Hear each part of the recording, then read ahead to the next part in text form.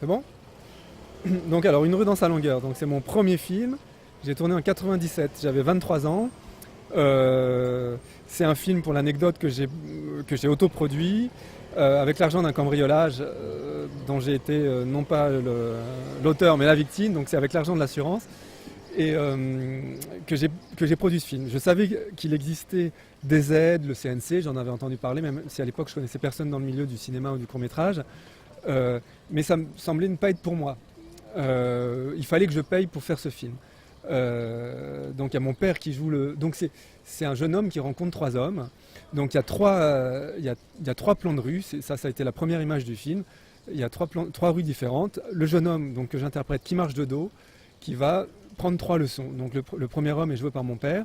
C'est une leçon au sens strict du terme. Il apprend un truc très anecdotique dans la gestuelle, donc à savoir passer son cigare d'un côté, d'un coin de la bouche à l'autre. On peut voir ça comme un hommage au western à Clint Eastwood. C'était un jeu que j'avais avec mon père. Mon père aimait beaucoup imiter les cow-boys, les figures comme ça de films de genre.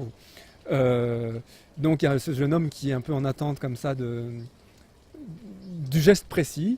Deuxième rue, deuxième rencontre, Jean-Christophe Bouvet, que certains appellent le terroriste botanique ou floral, donc qui est un homme qui lui est dans le discours, il est dans le dogme. Il lui dit comment creuser, trouver sa place en commençant dans l'anonymat et en tendant vers une singularité. Donc c'est un texte plus ou moins métaphorique où il est question de planter d'abord des fougères au milieu de fougères, puis des fleurs différentes, des grosses jaunes à grosses épines sur des gazons bien ras, bien verts, des golfs, des choses comme ça. Des grosses jaunes moches au milieu de petites violettes. Bon bref. Voilà. Et le jeune homme...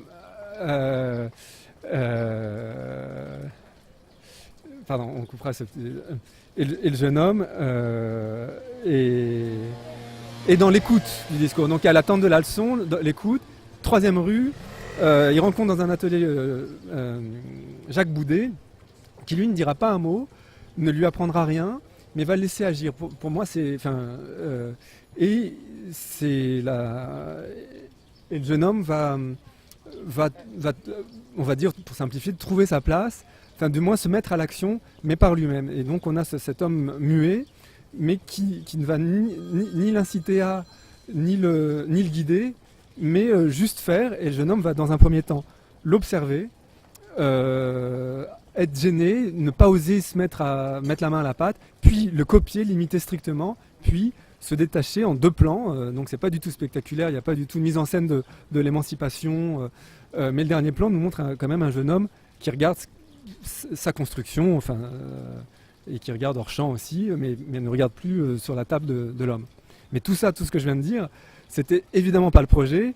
J'étais loin de savoir tout ça sur le moment. Moi, je voyais juste très, très concrètement ces trois rues. J'ai eu l'idée de ces trois séquences sans savoir du tout ce qu'elles racontaient, sans savoir que cette troisième séquence était elle-même en trois parties. Voilà, j'étais trop jeune pour penser à tout ça. Et voilà pour mon premier film.